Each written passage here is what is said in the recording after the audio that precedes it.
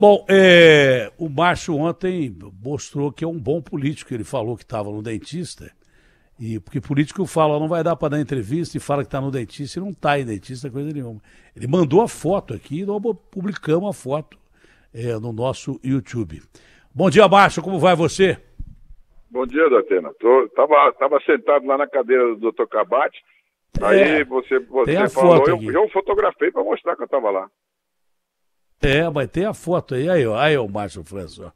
Feliz da vida. O Agostinho falou assim, é o primeiro cara que eu vejo sorrindo no tratamento. Ou foi antes ou então porque a conta foi mais barata. Por isso que ele está sorrindo e ficou bonito lá, ficou legal. Ficou bacana.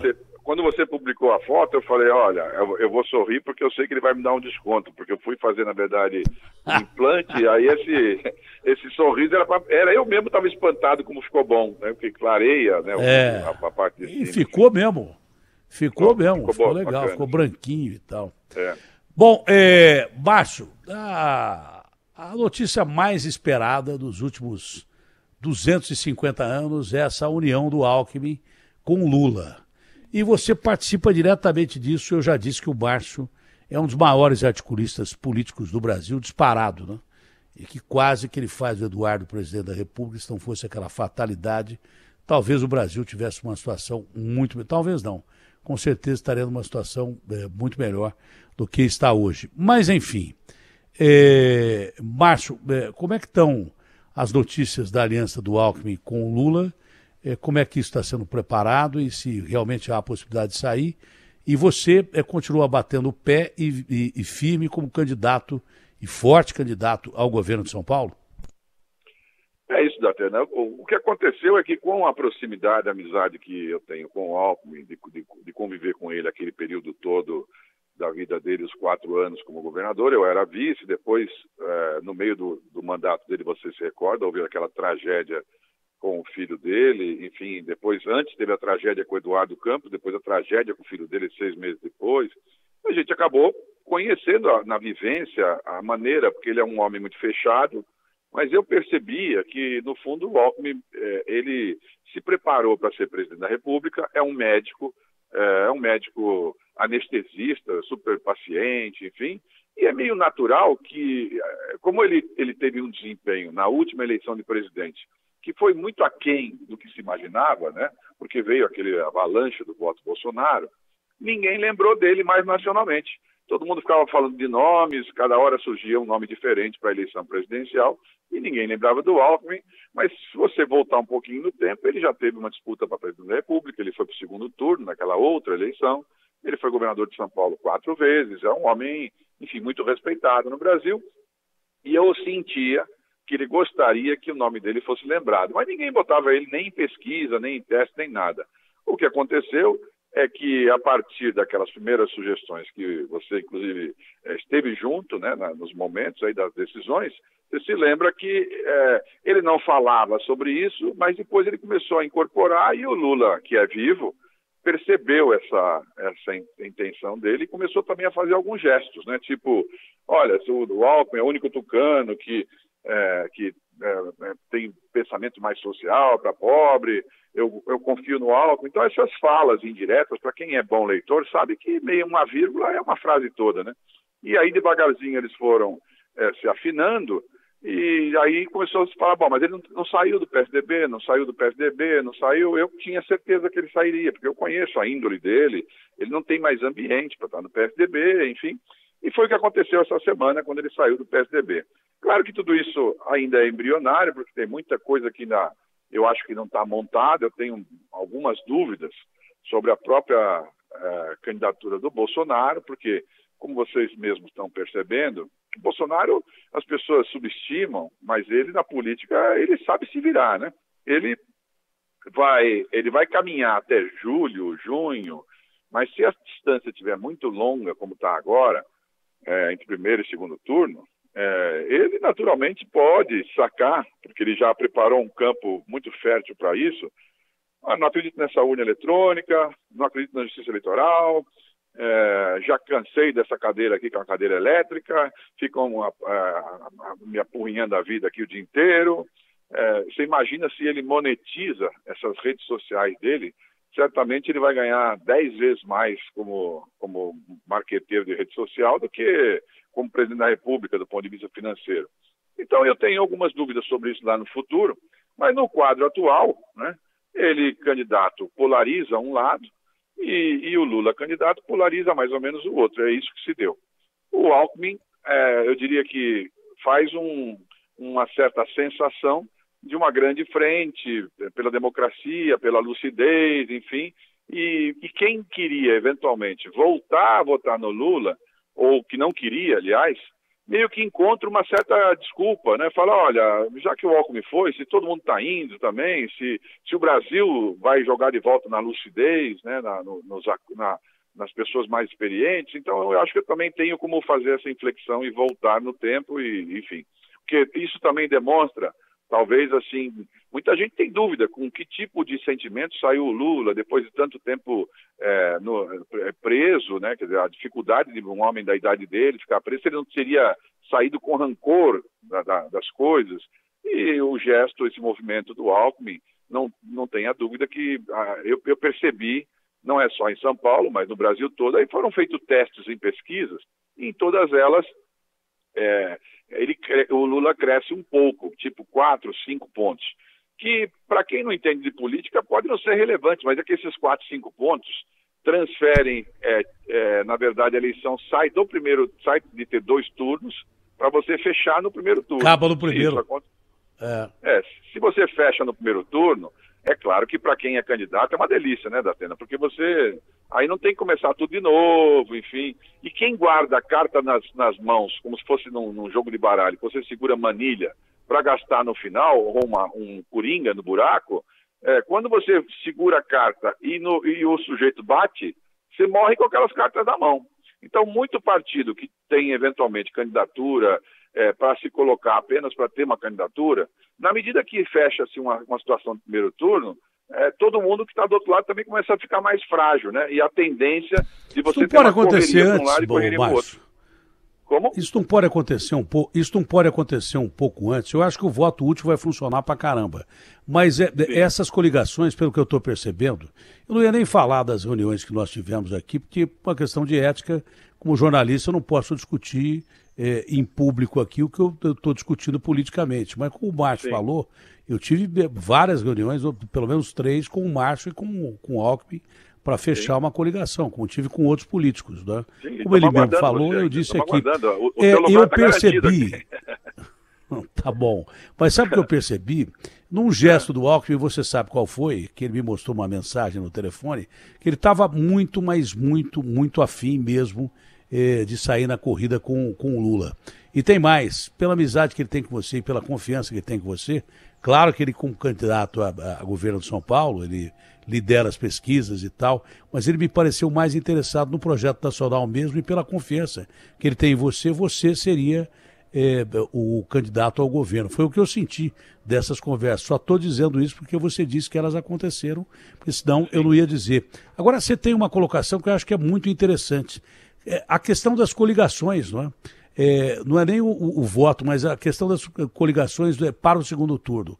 Será que isso já não pode acontecer no primeiro turno? Se o Lula se distanciar muito, os partidos começarem a se aproximar mais dele do que dos candidatos que possivelmente perderão a eleição?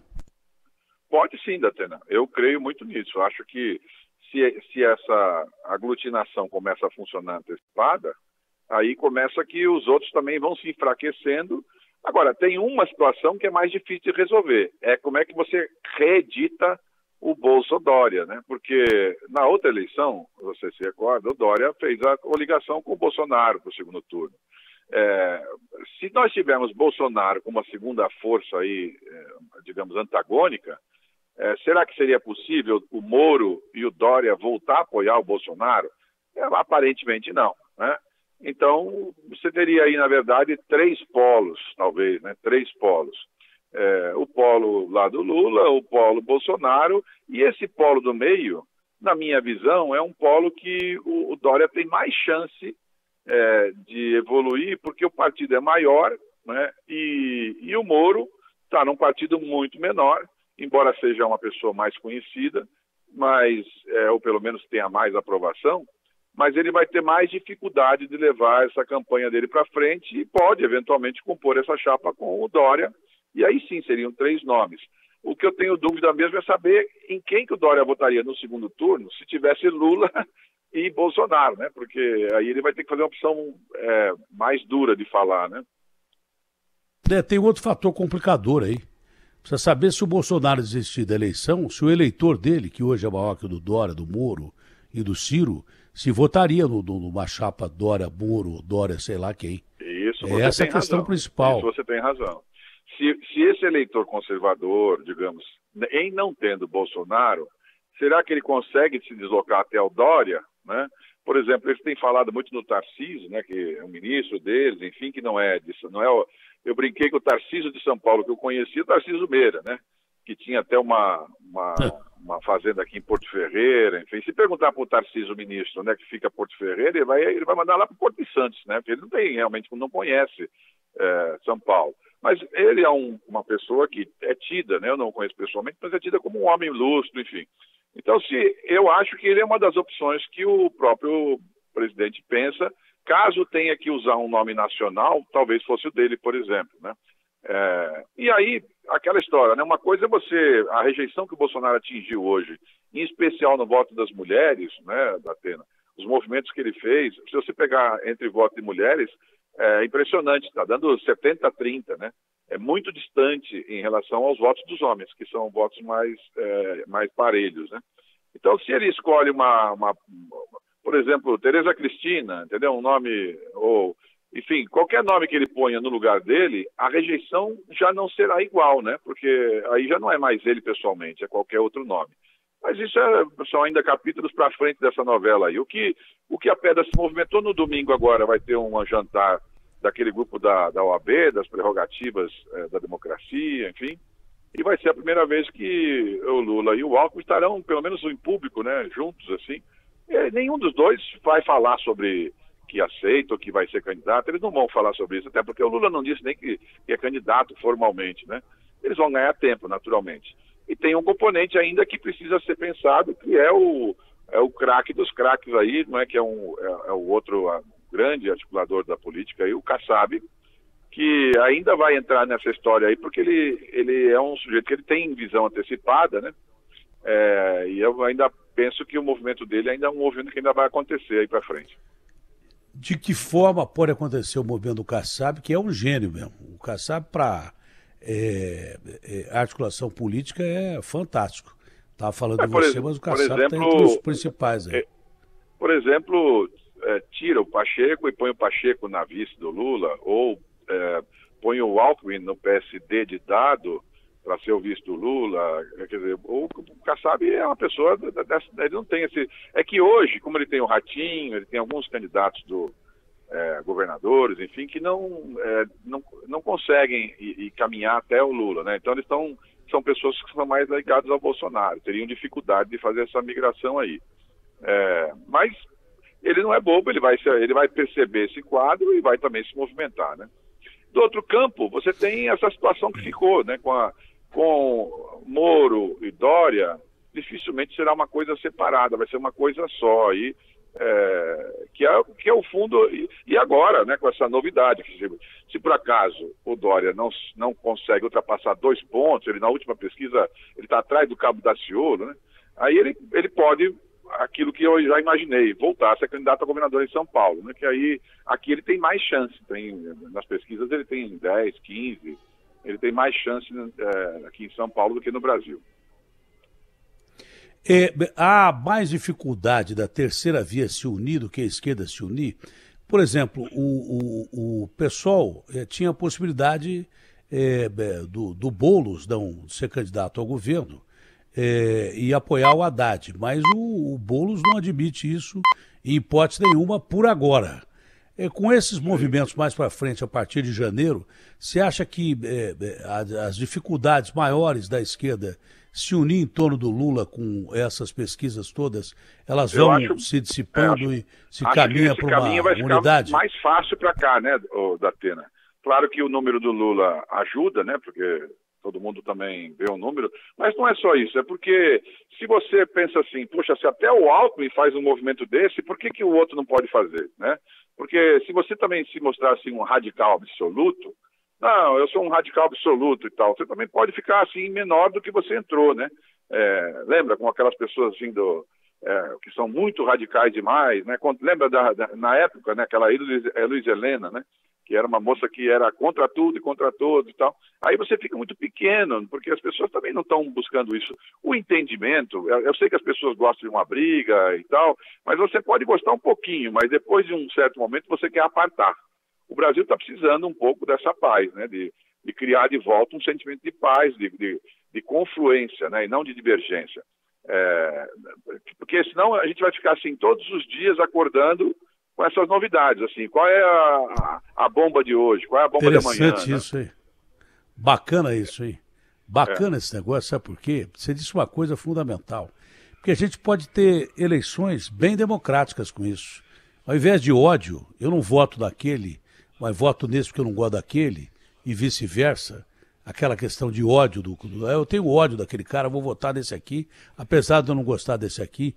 Com esses movimentos aí, de um cara que jamais você pensou se ver unido ao Lula, do Alckmin com o Lula, você vai dissipando esse tipo de coisa. E em relação ao centro-direita, a mesma coisa.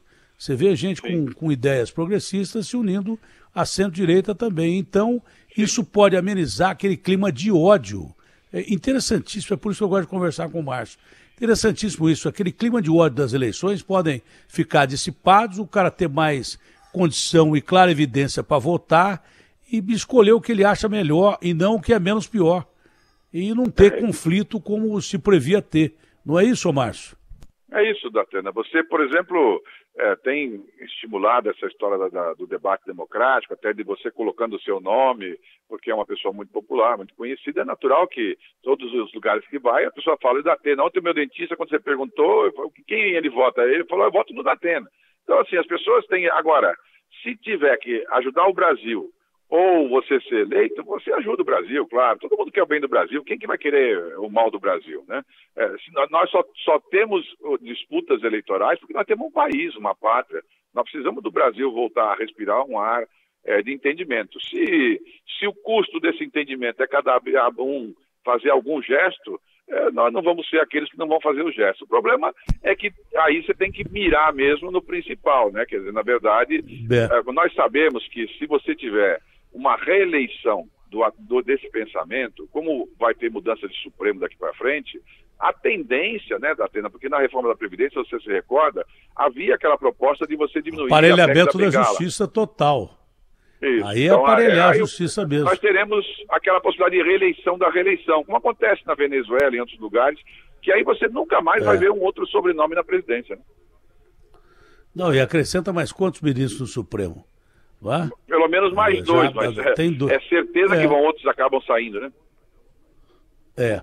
Agora, Márcio, sob esse ponto de vista, eu acho interessante essa observação, bacana essa observação. Mas eu estava indo trabalhar ontem, vi um cartaz aqui na Castelo Branco, do programa que você está fazendo, que me parece ser uma coisa genial. Eu não vi ainda. Eu chego tão cansado em casa que eu quase não vejo, mas tem muita gente comentando comigo e elogiando. Como é que funciona esse esquema e como é que pintou essa ideia de fazer esse esquema, que é um reality político, não é? Mais ou menos isso. E que faz com que as pessoas entendam mais ou menos como é que funciona a política e a cabeça do político. É um sucesso isso. Bacana pra caramba. Datena, nós abrimos inscrições para jovens do Brasil inteiro que quisessem se inscrever nesse reality, né? É uma chance de debater assuntos políticos, né? Polêmicos, para as pessoas entenderem que a política não é só aquele tema chato de orçamento, emenda e tal, partido, que são coisas que ninguém gosta. Mas, por exemplo, estava me lembrando daquele assunto da Tabata Amaral, aquele assunto da necessidade de ter dentro da cesta básica um absorvente, que o presidente Bolsonaro vetou. Nós colocamos lá no reality, você é a favor ou contra manter o absorvente na cesta básica, que é uma coisa concreta? Porque a pessoa fala, não, eu sou a favor, todo mundo é a favor. Mas aí a pessoa fala, mas espera aí, você sabe que isso vai custar um pouco a mais, e por que não tem que ter, por exemplo, pasta de dente também? Então, vem os argumentos a favor e vem contra. Em todo assunto tem um argumento. E esses jovens foram selecionados, 12 estão nessa primeira fase. Nós já gravamos todos os programas. A partir de segunda-feira começa a ir ao ar o reality que chama O Político. Convidamos vários políticos para poder fazer o julgamento, né? E o que é mais interessante da Atena é que a pessoa, por exemplo, ela pode ser a favor, tipo aborto. A pessoa era a favor. Chega na hora, é sorteado se a pessoa vai se defender a favor ou vai ser contra. Então, nem sempre a pessoa defendia o que ela acreditava. Ela tinha que criar argumentos para a defesa que fosse sorteada. Legal isso. Você tem que e aí nós tivemos mais de 12 mil inscrições e vamos fazer 5 etapas, né? Serão 5 no interior, Rio Preto, Ribeirão, Bauru, Campinas, São José dos Campos e 2 na capital. E aí... depois dessas etapas tem um grande finalista. Todos que foram conosco para essa gravação, já ganharam uma bolsa da faculdade de 2 anos para fazer administração pública, e aquele que ganhar o prêmio final poderá escolher uma pós-graduação no mundo todo, em qualquer lugar, que o programa pagará para eles irem, e nós arrumamos aí, acho que um automóvel para dar para o primeiro colocado também. Boa. Legal, isso é bacana pra caramba. Todo político que participou falou muito bem do programa comigo até agora. Parece que tem até rede aberta que está interessada em exibir o programa, não é isso? É isso mesmo. Porque a ideia é que a gente faça na rede fechada, enfim, mas é claro que depois a gente quer colocar em rede aberta, porque está muito bem editado, é uma abertura super especial, feita por uma pessoa especial, uma atriz que está fazendo para a gente a abertura. E vamos para essa primeira etapa. Aí já conseguimos outras pessoas que vão fazer aí os jurados das próximas etapas aí, até chegar ao grande finalista. E tem mais.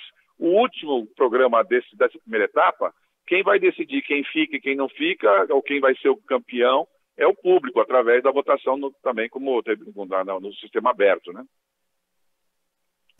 Bom, Márcio, agora definindo mesmo, você é candidato, hoje é candidato ao governo de São Paulo, é isso? Serei candidato ao governador de São Paulo. Eu tive mais de 10 milhões de votos na última eleição. Pretendo convencer as pessoas que, querendo ter uma oportunidade para demonstrar que a experiência desses anos todos, 40 anos de vida pública, tendo sido prefeito, reeleito com uma votação, né, que ninguém nunca conseguiu bater, de 93% numa grande cidade, tendo sido do judiciário, do executivo, do legislativo, do município, do estado e do governo federal, enfim, já tive em todos essas... E a experiência nessa hora conta, né? Você falou há pouco que eu estava vendo um médico ali, acho que deve ser sanitarista, que ele usou essa expressão, né? O diabo sabe das coisas, não é porque é diabo, é porque ele é velho, né? O fato de ser mais velho faz a gente ficar mais experiente, né? Num momento de crise, como nós estamos passando agora com a pandemia, mas virão outros, né, Datena? Porque em 30 anos, esse é o 7º vírus que contamina o mundo. Certamente daqui a 3, 4 vamos ter outros, se não tivermos nesse mesmo. Então, quanto mais experiência tiver, menos chance da gente errar. Bom, Márcio, é um grande prazer falar com você, como sempre. Um ótimo Natal, um feliz Ano Novo e que você tenha proteção e a sua família também. Muita saúde, acima de tudo. Foi um prazer falar contigo, Márcio. Amém. Muito obrigado. Saúde para todos vocês, aí, em especial para toda a sua equipe aí, que é heróica. A gente vê aí todos os dias, acompanha você na TV, na rádio. É um pessoal que realmente faz com paixão tocar esse programa todos os dias com essa quantidade e sabendo que é com você, que é a estrela nacional, aí eu sei que é difícil. Um abração também na esposa e nos filhos. Tudo de bom. Igual. Fica com Deus, Márcio. Figura excepcional. Tá aí o Márcio com o dentista aí. Ontem ele mostrou que não dava para dar entrevista porque estava no dentista. É um candidato forte, né, o Agostinho? Não tem dúvida, né?